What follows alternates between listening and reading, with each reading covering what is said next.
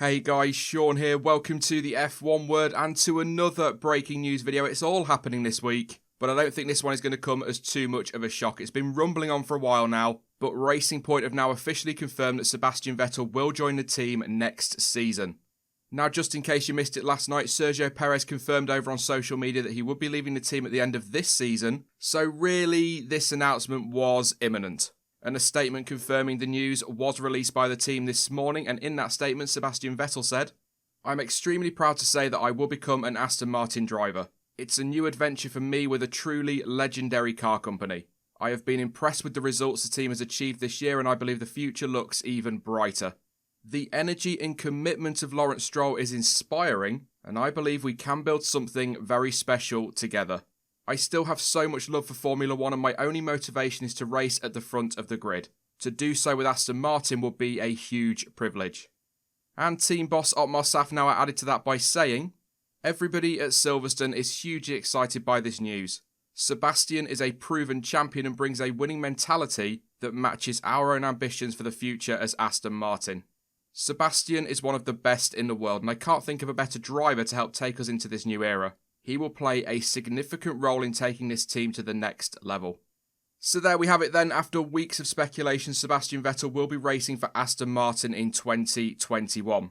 And what a time to make that announcement as well. I speculated on this last night, but to make this official on Ferrari's 1000th Grand Prix weekend is certainly an interesting move, let's put it that way.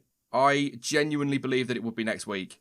But to be honest, and I don't know how you guys feel, but I'm glad this is all done and dusted. It's been the worst kept secret of the season so far in terms of the driver market, and it's just been rumbling on for so long. At least now we have some, I guess, closure around Aston Martin for next year.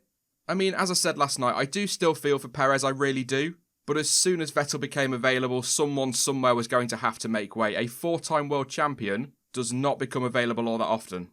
And Aston Martin feels like the right fit for Vettel, and Vettel feels like the right fit for Aston. Yeah, okay, although it's still the same team but with a new name, it's still a massive brand ramping up its involvement in the sport. So they were always going to want to go out and snap up a hugely marketable driver and someone with a lot of F1 experience to help them build for the future.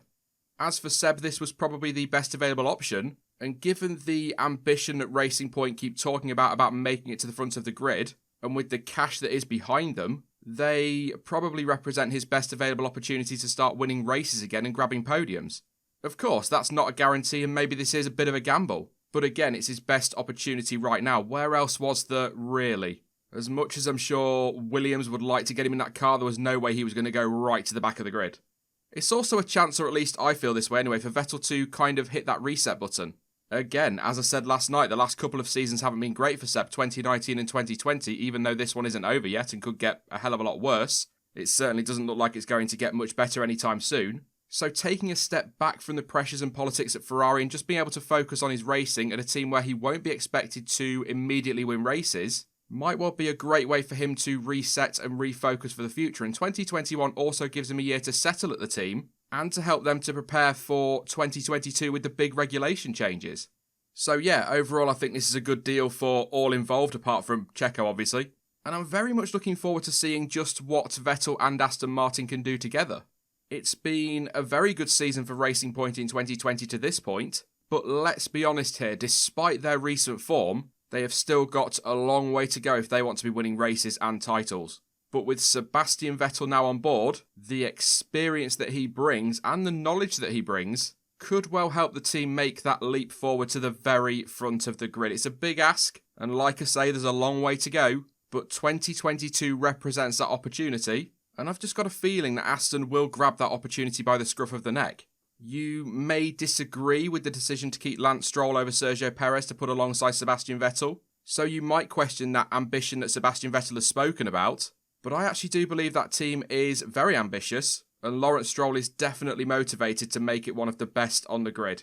But let's not get too ahead of ourselves. It is only 2020 after all, and Mercedes are still absolutely dominating, and you would expect that in 22 they'll be right up there again. The point is, this feels like a statement of intent, and that kind of thing gets me very excited. I will get a life at some point, I promise, but that is it for this video. Just a short-ish one this morning, as I pretty much went over all of this last night. But you can, of course, let me know your thoughts on the big news today down in the comment section.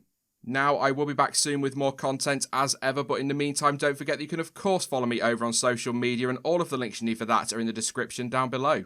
But as ever, thank you for watching, and hopefully I will catch you again in the next one. Bye bye.